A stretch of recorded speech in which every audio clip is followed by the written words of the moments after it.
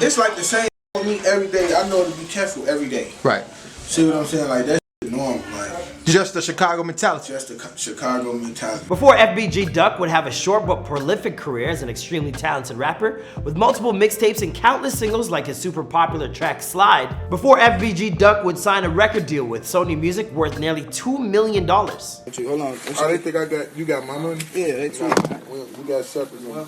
They tweaking. This ain't my man's role.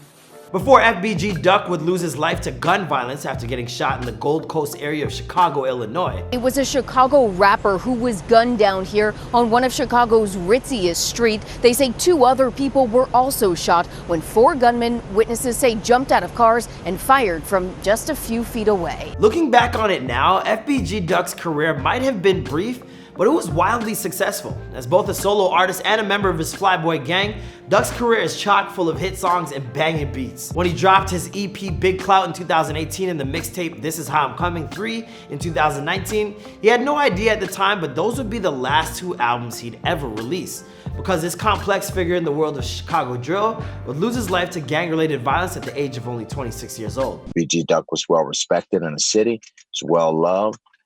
But with being well loved, he was always also well hated on the other side. Perhaps best known for his track Slide, just because this talented musician lost his life at the peak of his creativity, doesn't mean that this output or life story is something we should take for granted or forget about. Before his life was cut short, Duck was in the process of turning things around and on track to defy the odds to make it as one of the top rappers in the game. What's poppin', guys? It's your boy Marlon Palmer, back at it again with a brand new video. This one taking a look back at the life of FBG Duck, one of the pioneers of the Chicago drill landscape.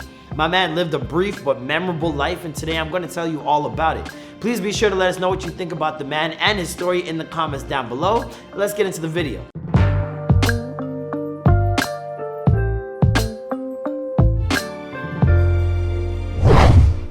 FBG Duck was born Carlton D. Weekly on December 6, 1993 in Chicago, Illinois. He grew up on the dangerous streets of Southside Chicago at 63rd Street in Eberhart, which is a neighborhood in Chi-Town formerly known as Tookaville. Y'all think it's the worst city in America?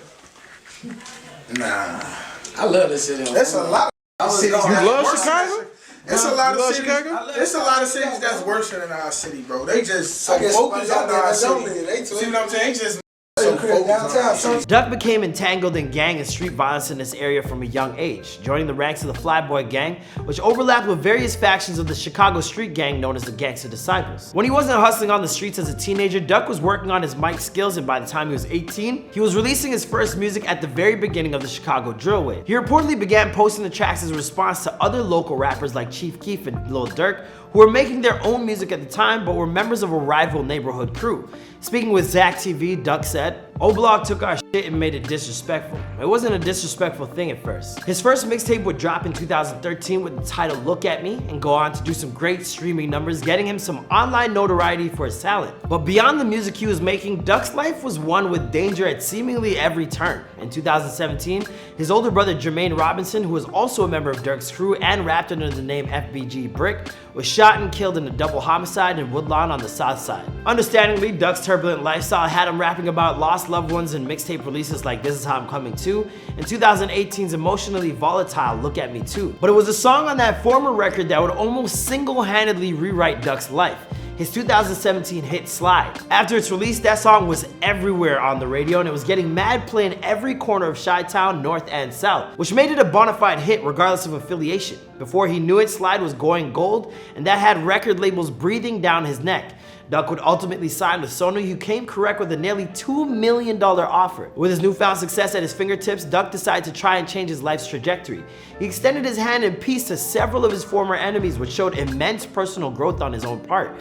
His single Chicago Legends paid homage to all the Chicago rappers that had been shot and killed in the city. A man who didn't carry the baggage of gang rivalries with him into his music. The vibe he cultivated for Duck's newer music was totally different from the up-tempo drill beats that Duck had largely been using previously. Chicago's King David told the tribe, Chris was putting him onto something different. He saw something different in Duck.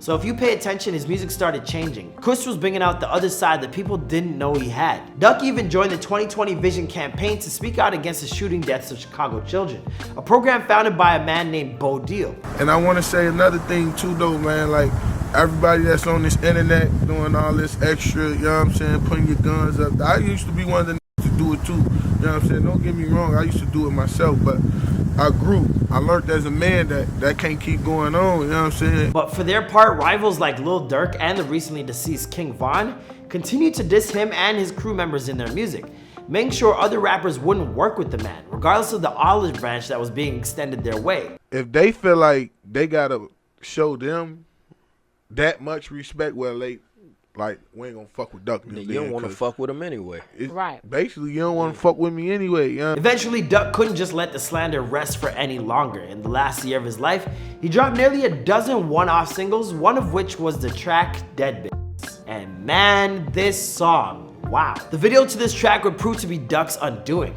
He just didn't know it at the time. On August 5th of 2020, Duck and two of his friends were out in the relatively peaceful neighborhood of East Oak Street, otherwise known as the Gold Coast. While window shopping, a car stopped in the middle of the street. Multiple men jumped out and opened fire on Duck, hitting him and his two friends. For a little while after the attack, Duck was moving and talking, giving hope to his fans that he might pull through. Unfortunately, this would prove not to be the case. He succumbed to his wounds within an hour of arriving at the hospital. The two people who were taken with him thankfully managed to survive. They reviewed security footage to discover if this was a targeted attack. Gun violence in this specific area of Chicago is extremely unusual, but that being said, the murder rate in the city has risen by 152% over the last year alone. It was later concluded by police that the attack was a direct response to Duck's video for Dead Bitch, in which he makes multiple derogatory references to dead members of the Black Disciples gang. Furthermore, Chicago Mayor Lori Lightfoot suggested that the attackers were able to track Duck down because he had been live streaming his location only moments prior on Instagram Live. He was live streaming his travels through the city, and he was found.